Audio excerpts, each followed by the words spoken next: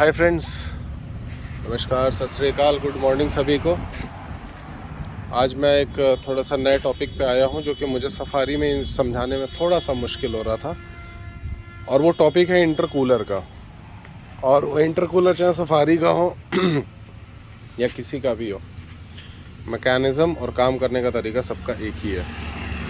तो इसलिए आज मेरे सामने मेरी ट्रक खुली हुई है, तो मैं उसको आपको सिंपली एक तरीका बताता हूँ इंटरकूलर काम कैसे करता है, क्या उसका है, क्यों इंटरकूलर होता है। तो जैसा कि आप लोग ने सुना होगा गाड़ियों में टर्बो इंटरकूलर या टर्बो चार्ज इंटरकूलर, ठीक है। टर्बो चार्जर थोड़ा सा मुश्किल है उसको दिखा पाना। इन टर्बो चार्जर में क्या होता है, एक साइड आपकी होती है ये इम्पेलर टरबाइन और एक साइड होता है कंप्रेसर। कंप्रेसर क्या करता है कि वो हवा को लेता है और वो हवा को पूरी भरपूर मात्रा में कंप्रेस करके इंजन को देता है। टॉपिक थोड़ा लंबा होगा, बर्दाश्त करिएगा। लेकिन कंप्रेसर चलता कैसे है? कंप्रेसर चलता है इम्पेलर या टरबाइन की वजह से, जो कि आपका एग्जॉस्ट साइड में लगा होता है और वो सिर्फ धुएं से ही चलता है। गाड़ी स्टार्ट होगी, धुआं जनरेट होगा और उसके बाद आपका शुरू हो जाएगा चलना। तो जैसे जैसे टरबाइन घूमेगी वैसे वैसे आपका कंप्रेसर घूमेगा। जैसे जैसे आप इंजन को एक्सेलरेट करेंगे वैसे वैसे आपका टर्बो का भी स्पीड बढ़ेगा।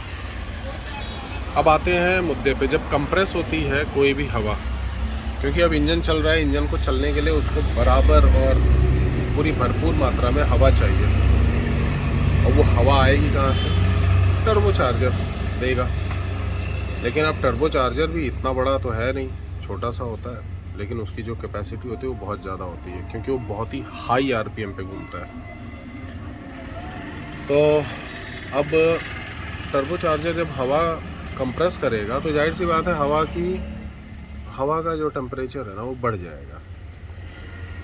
और इंजन में आपको जब वो हवा जाएगी बढ़े हुए टेम्परेचर पे, तो वो क्या करेगी कि जब किसी भी चीज़ का टेम्परेचर बढ़ जाता है ना, तो ऑक्सीजन के जो मॉलिक्यूल्स हैं वो दूर हो जाते हैं। तो मतलब कम ऑक्सीजन आपके इंजन में पहुंचेगी, कंबशन जो है प्रॉपर नहीं होगा।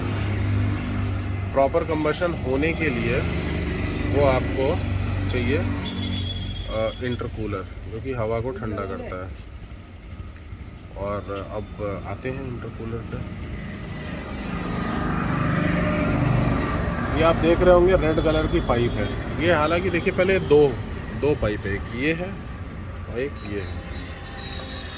ये दो पाइप है। ये है रेड कलर। रेड कलर का मतलब समझ लीजिए डेंजर का निशानी है। रेड कलर जाहिर सी बात है कॉशन होता है। कॉशन इसलिए क्योंकि टर्बो चार्जर जब हवा आएगी तो गर्म पोजीशन में और गर्म कंडीशन में आएगी, तो इसलिए ये जो लाइन है ये गर्म हो सकती है, इसलिए इसको अवॉइड करें। और अवॉइड करने की बात क्या मतलब, ये रेड इसलिए भी है कि नॉर्मल इंडिकेशन है कि मैकेनिक जो रहेगा वो समझ जाएगा कि तो ये है इनलेट हवा का। टर्बो चार्जर जो हवा बनाएगा वो यहाँ से आएगा और आप किसी भी गाड़ी में देखोगे ये सामने, मतलब ये दो आपको रेडिएटर टाइप के दिखेंगे। ये तो आपका हो गया पानी वाला, मतलब इंजन को कूलिंग करता है ये। और ये जो है, ये जो सामने है ये इंटरकूलर है। इंटरकूलर, अब इंटरकूलर से ये हवा तो इसमें आएगी, जो कि अप्रॉक्सीमेटली 60-70 डिग्रीज हवा हो सकती है। जब 70 डिग्री तक हवा पहुंच जाएगी तो अब इंटरकूलर जो है इसको ठंडा करेगा, हवा को अप्रॉक्सीमेटली 30-35 डिग्रीज तक लेके आएगा। क्यों? हवा जितनी ठंडी होगी उतना ठंडा, मतलब उतना अच्छा आपका कंबशन होगा।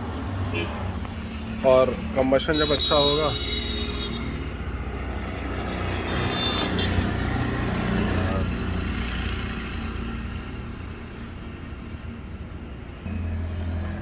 तो जितनी ठंडी हवा उतना कंबशन अच्छा। अब कंबशन से आप कहेंगे जितनी ठंडी हवा, तो ये क्यों 30, 35 या 40 डिग्री तक ही मेंटेन करती है हवा? तो हवा इसलिए बहुत ज़्यादा ठंडी नहीं करती है, क्योंकि जब हवा ज़्यादा ठंडी हो जाएगी तो ठंडी होने के बाद क्या होगा कि उसमें मॉइस्चर कंटेंट आ जाए, मतलब मॉइस्चर आना ही आना है। क्योंकि जब हवा ज़्यादा ठंडी होगी तो उसमें मॉइस्चर होगा। जब मॉइस्चर होगा तो क्या होगा, पानी के सेडिमेंट्स बनेंगे, और जब फायरिंग होगी तो आपके इंजन में वो इवेपोरेट होके पानी इंजन में ही रह जाएंगे, क्योंकि वो निकल नहीं सकते। क्योंकि वो एग्जॉस्ट जो है आपका, मतलब जो स्मोक है that is lighter than water. पानी के मतलब जो वो है कण, वो अंदर ही अंदर रह जाएंगे। अब उसके बाद आपका आता है फ्यूल। हर बार फायरिंग में फ्यूल जाएगा ही जाएगा, और फ्यूल में एक कंटेंट होता है, ठीक है, उसकी एक प्रॉपर्टी होती है, क्योंकि सल्फ़र होती है। तो जब सल्फ़र और पानी मिलेंगे तो बनता है सल्फ्यूरिक एसिड, ठीक है। तो जो सल्फ्यूरिक एसिड होता है बहुत ही गंदा होता है, आपकी इंजन की ऐसी की तैसी कर देगा।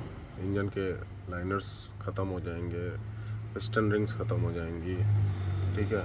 तो ये चीज़ें हैं, इसीलिए इंटरकूलर जो है हवा को बहुत ज़्यादा ठंडा नहीं करता है, 30, 35, 40 डिग्री। अब आते हैं मुद्दे पे। यहाँ से हवा गई, इंटरकूलर में ठंडी हुई, फिर यहाँ से आएगी आउटलेट, यहाँ से इनलेट, यहाँ से आउटलेट। अब देखिए इसका कलर जो है, इसका कलर रेड नहीं है, इसका कलर ब्लू कलर में होगा या ब्लैक। अब ये यहाँ से निकलेगी और इंजन को सप्लाई हो जाएगी। बस यही है। आशा करता हूँ आप लोगों को समझ में आ गया होगा, और कमेंट करिए, और कुछ जानना हो, बताना हो, मुझे सजेशन देना हो, दें, कमेंट करें। नमस्कार।